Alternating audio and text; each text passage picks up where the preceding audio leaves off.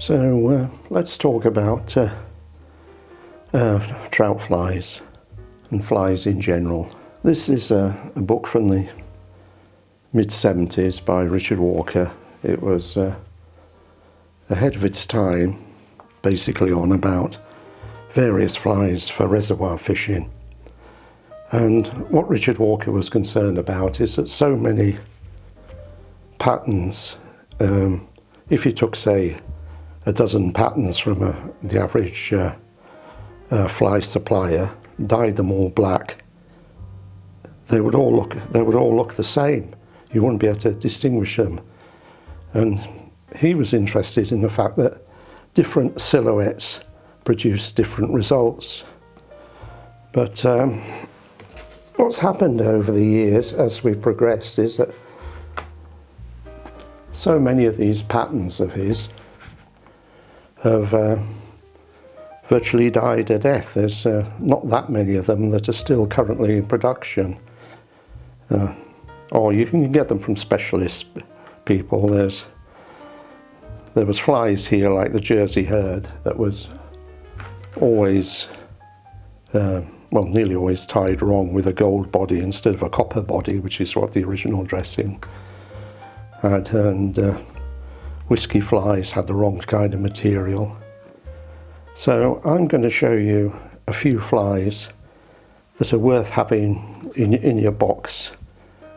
Some of them are very old, some of them have been around for over 100 years, and some stuff is new, but they're a good foundation for anybody fishing for trout and grayling, and a few of them for rainbow trout as well. So I'll start with the flies that I most like.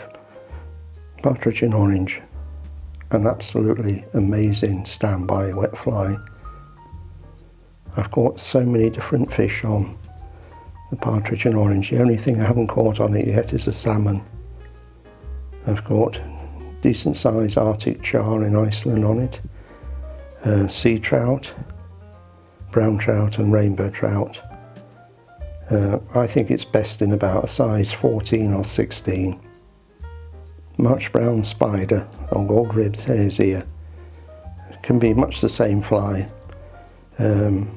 Basically it's got a body made up of finely chopped up hare's ear, and it can be with a hackle or without a hackle, and sometimes with a gold bead on the head. This is an absolutely invaluable standby fly. Certainly one you never want to be out. These three flies are best fishing the conventional way of just allowing your flies to swing down across the current. Don't do what I see a lot of people doing now, which is to cast across and retrieve at breakneck speed. A fish isn't expecting to see an insect going the equivalent of 500 miles an hour. It expects it to keep in connection with the current, either drifted, dead drift down, or struggling against the current. Red tag, another fantastic fly. A very old pattern, easy to tie. You'll never find this dropped from the lists of trout flies because the materials it uses are pretty cheap. So people tying commercially have an eye on the budget they're spending, but it's still a great fly. I like to have the red tag bit of it fairly small, and it's often common practice to have that red tag thing almost the size of the fly. I don't think it enhances it, I think it puts fish off. But I've had a whole range of fish on this, including a sea trout this year on Loch stack. So another worthy fly. Now we're coming on to dry flies, and rather than mention particular patterns for my dry fly fishing now, I have basically three types of flies I fish with, and This is the most useful. The first one of the list is a parachute fly.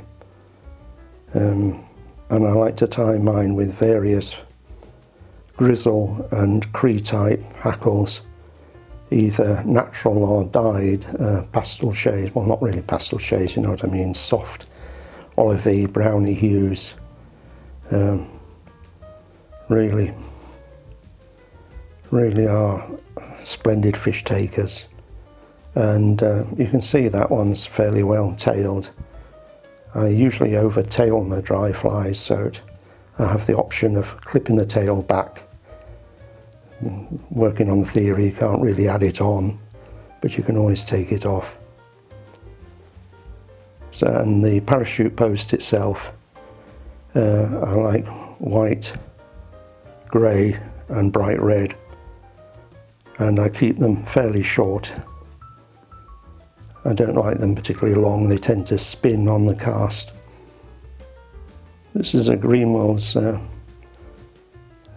dry fly, tied conventionally with a hackle around the shank rather than horizontal. I've always found this pattern very successful, especially with this Wonder Wing style of dressing, and where it lands the right way up 19 times out of 20. And this is a good fly to have if you want a fly that sits high in the water. And the more observant amongst you will notice that there's no gold rib on the yellow body. I don't find that necessary. And I think the original Greenwell's pattern didn't have a gold rib on the body anyway. So that's dyed with real silk, which tends to darken when it gets wet. Shows the bronze of the hook shank through. My other style of fly that I like to use a lot nowadays is hackle stacker. So that's basically when you make like a parachute and then you pull the hackle back over towards the eye. So you have very little in fibres underneath the fly down here. It sits nice and low in the water and very readily taken by rising fish. Coming on to loch fishing, I can't really leave the loch fishing flies alone without mentioning this black hopper.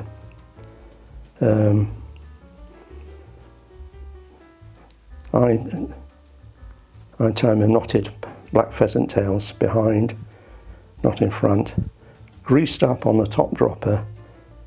This on its day can be quite devastating, can result in 95% of the fish that you get an offer to. But having said that, on my little holiday to Lewis, it didn't result in a single offer, so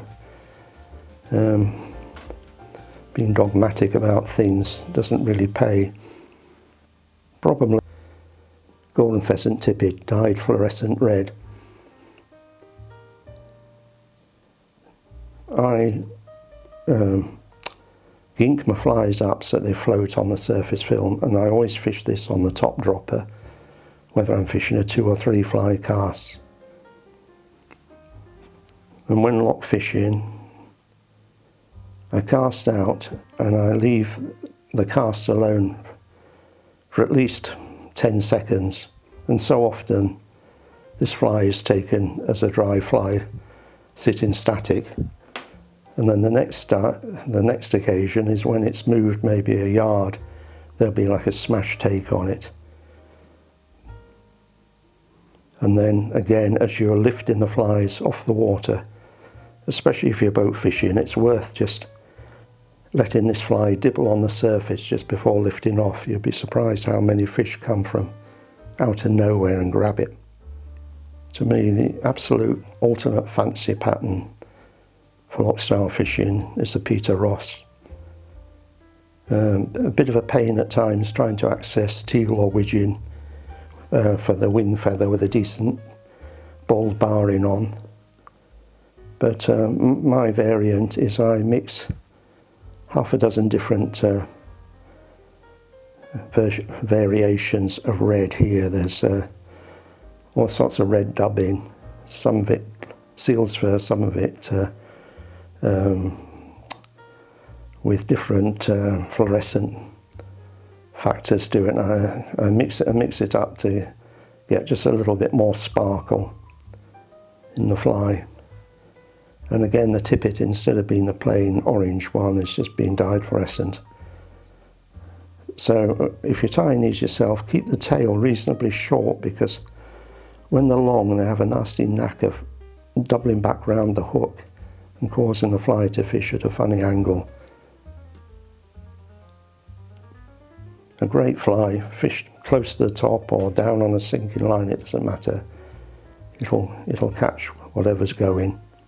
David, who loves these black pennels, often outfishes me on a day when I've just neglected to put a black pennel on the cast. So if you want a consistent killer, that's your fly. Now he is a nymph pattern that's really strange, because it's so hit and miss, this. I've had years when it's been like one of my best fish killers, yeah. And I've had other years when I put it on in similar conditions in the same location and had it totally ignored. It's using those little seed beads for the body, pheasant tail for the thorax, and a bit of claret dubbing. So this is one of those flies that somebody will develop and tell you it's the ultimate fish killer, and on its day it will be, but then a lot of the times it'll be just ignored. But if you tie your own, give this a try. It's on a size 12 Camasan 405 hook. Here's another oddball. It's the white arrow wing. I was fishing with my friend David in North Uist, and we're fishing on Loch on the shore on a very windy day, far too windy to have a boat out. And David was consistently getting offers and small trout, whereas I was getting absolutely nothing. So eventually I swallowed my pride and asked him what he was using, and he showed me one of these fish dry, so I changed over to a small dry, similar looking I thought, and got nothing. So eventually I borrowed one off him and started catching fish. And occasionally this fly pattern has worked wonders. So it's basically claret seals fur body with a little bit of a rib, a red game hackle, and white arrow wing for the wing. Worth a try anyway. And here's another one of the 5-minute wonders. This fly has produced on occasions like 15 to 20 rainbow trout, and then other times I've gone back to the same fishery and not had an offer. And it's not as if I was fishing months apart, it's sometimes just a couple of days away. So quite weird. On Lewis it produced, produced 4 of my best brown trout. Excuse me while I try and get this thing into focus. Oh, it's not having any of it.